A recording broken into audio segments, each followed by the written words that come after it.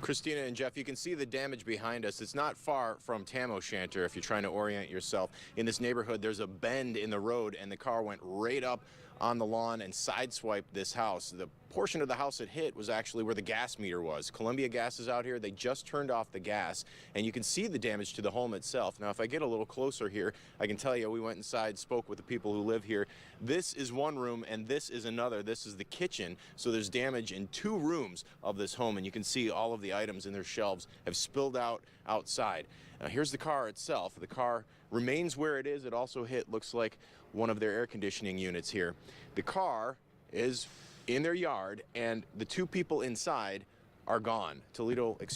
Sylvania police are currently looking for the 2 people who were in this car. They both got out and allegedly ran. So at this point, the search is on for whoever was driving. There's a tow truck here right now, so we're going to have to move our live truck out of the way so they can recover this vehicle, potentially take it in as evidence. But again, the search is on this morning for whoever crashed into this house and took off running right around 4 o'clock. We'll continue to bring you updates, but for now, reporting live in Sylvania, Tony Geftos, 13 ABC Action News.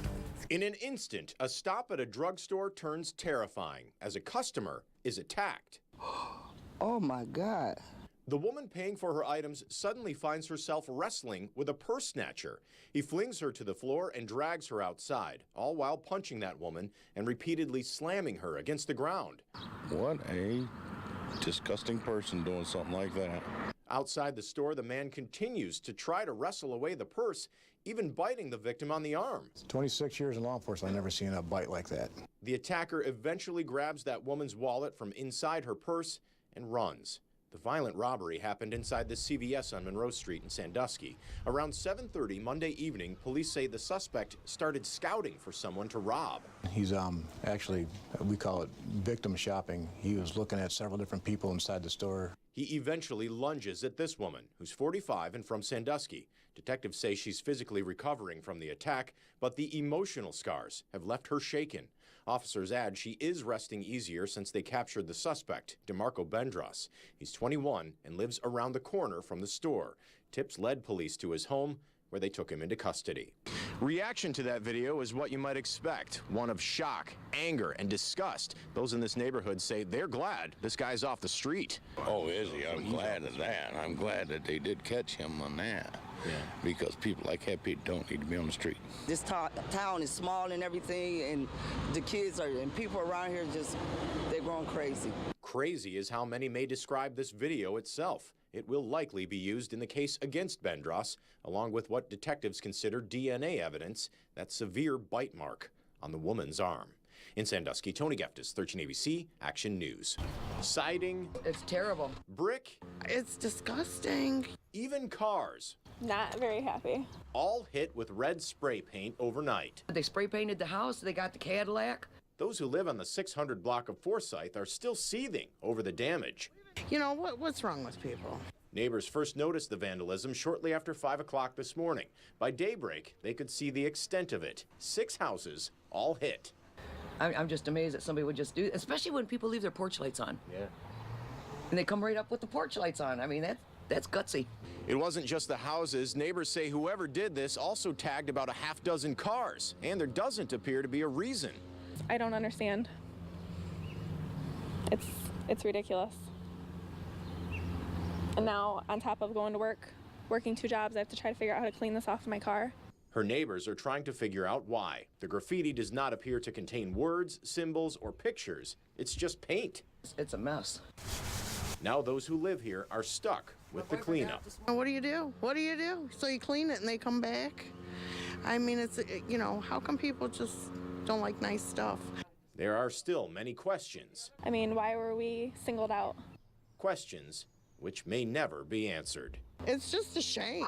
In Toledo, Tony Geftos, 13 ABC Action News. During a standard health inspection, sanitarians always check the ice bin to make sure it's clean, like this one. But occasionally they'll find something unexpected. They found that something at Way Way Restaurant on Reynolds near Dorr Street. It was one of 10 violations, including 4 critical. An employee touching ready-to-eat food with bare hands, eggs stored high and above foods in the walk-in cooler, and the ice bin in the bar service area needs cleaning and removal of a live spider and web. 13 ABC called Weiwei and spoke with an employee over the phone. We're still waiting for a call back from the owner. Now for the restaurants with zero violations, Downtown Johnny's, directly across from the Huntington Center. It's coming soon. In fact, it opens tomorrow, and it passed its final health inspection, which means Downtown Johnny's is violation-free. We put a lot of time and effort into here. John Martinez has 2 decades of experience in the restaurant business. He also owns John's Corner Bar, which was violation-free in January. Now, he and his sons are launching Downtown Johnny's. Doing the final touches, cleaning up, setting things up, getting employees looking in at the new cash registers and stuff like that. We're really anxious to get going. Walleye fans may be anxious to see the fish hit the ice, then hit this new watering hole themselves. For the Restaurant Report Card, Tony Geftos, 13 ABC, Action News. In the digital age, most of our writing is done on computer, but for one local man, the pen is mightier. In the basement of this house in Toledo is a workshop.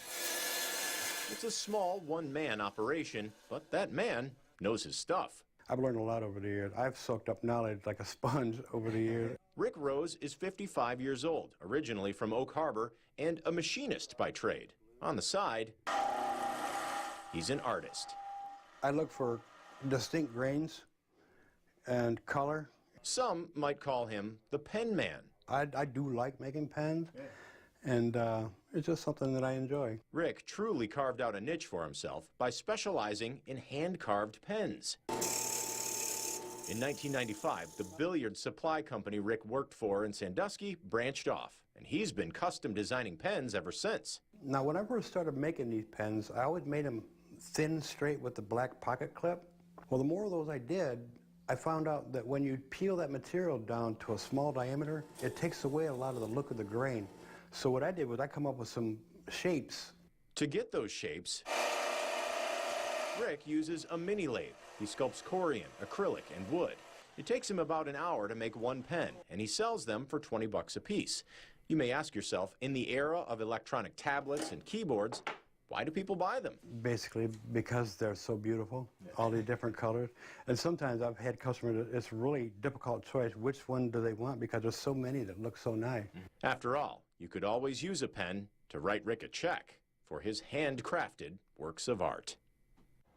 And here's a live look at one of those pens right now, and he custom built this for 13 ABC in our mixture of white and blue. He said he wanted to capture our colors there. Rick's side business is called Renaissance Custom Wood Shop and Artist Studio. You can find him at craft fairs and on Facebook at Rick Rose. I'm sure he's going to get lots of orders.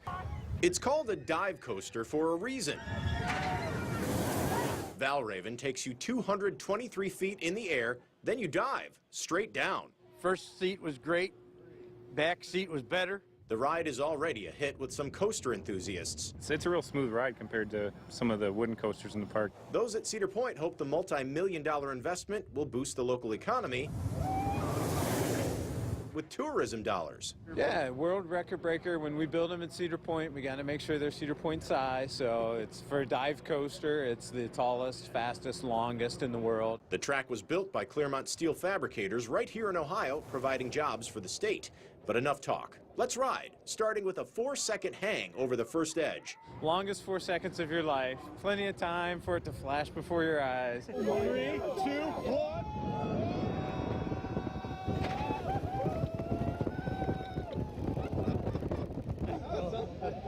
I almost lost the contact.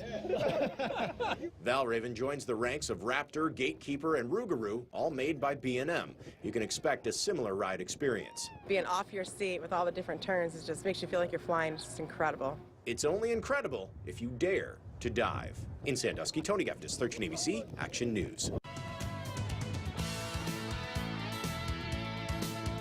Ready to imagine it? Show of hands? Show of hands? Ah, yes, the young man in the lab coat here. That's Carl Nelson. He's the chief scientist at the Imagination Station, which is not open today. They're taking a couple of weeks off here because the kids are getting their daily dose of science in school. But what do you have here to show us? We have liquid nitrogen, and we're going to make a giant explosion using liquid nitrogen. Oh, boy. Okay? Now, liquid nitrogen is 320 degrees below zero. It's always boiling. It's always changing from a liquid to a gas. We're going to use that property. When it changes from a liquid to a gas, it takes up about 840 times more volume. Okay, I can show you really quick what would happen if we take a test tube here and put some liquid nitrogen in the test tube. Okay, so it's boiling, it's bubbling. What I'm going to do is I'm going to cap that with this balloon. Okay, little 9-inch balloon. And I got to tell you, there's more nitrogen down here than this balloon could ever hold. Really? Okay, and I can show you, but if we just dump it all in at once and sort of twist it on the top, as that nitrogen begins to expand, it's going to take up more and more space, and eventually the balloon might not be able to contain it all. Great. And in just a second, you can hear that sound. Man. Okay, and then it explodes. Practical jokes with the scientist. Exactly. But now I want to do that not with a balloon, but with a 2-liter bottle. These things can withstand about 300 psi before they burst. Ooh. Okay? So here's what we're going to do. I'm going to pour liquid nitrogen into here. I've got a bucket filled with some room temperature water, and once I fill this up and seal it, I'm going to drop it in there. The water's going to help warm up the liquid nitrogen really, really quickly. Your only job, Tony, is going to be, once I drop this in, you're going to have the mic down, but you're going to pour these play balls into the container, and then we're going to step away. Try to do a little countdown, see if we can get it right. Okay. And if everything works right, the expanding gas should launch those balls all over the place. Do we have a limited amount of time? How much time are we talking here? Oh, it's a matter of seconds. Okay. So here's what I'm going to do. I'm going to put the nitrogen in, all right? And, you know, a lot of times when we do this demonstration, people will say, fill up the entire 2-liter bottle with nitrogen. And you really don't need to do that, okay? We're going to fill it up about 2 inches or so near the bottom. That's more than enough nitrogen to ensure that the bottle will burst. So let's see how we're doing here. I'll maybe give it just a dash more of nitrogen. And of course, this is a demonstration you may do in science class, but definitely won't do at home. Don't try it. Not going to try this at home. Okay, so I've got the bottle. Once I cap it, you're going to put that down. Yeah. Actually, pass it to me, then pour the play balls in. Okay. And then we kind of run away. All right. So are you ready? That's one take. We've never done this. Let's One take. try Here it we go. out. I'm going to take the mic. You pick those up. Pour them in. Get them in there quickly. Get them all in the container. All right. So step back. All right. Now, if we listen, you can kind of hear maybe a crinkling sound inside there. Okay. It's all just going to happen at once. It's all going to happen at once. There we go. Yeah. Could not hear the crinkle in there, but isn't that not the coolest thing, right? That was like an accident at the Wonka factory. Yeah. I don't know, if you can rewind your DVR, you can see that 45-gallon bucket leapt off the ground about 2 feet. It did, so did I. From the force of the explosion. Yeah. That's pretty terrific. Well, it's a good thing that you're not open, because that would have had everybody running here. It would have. And that is how you imagine it.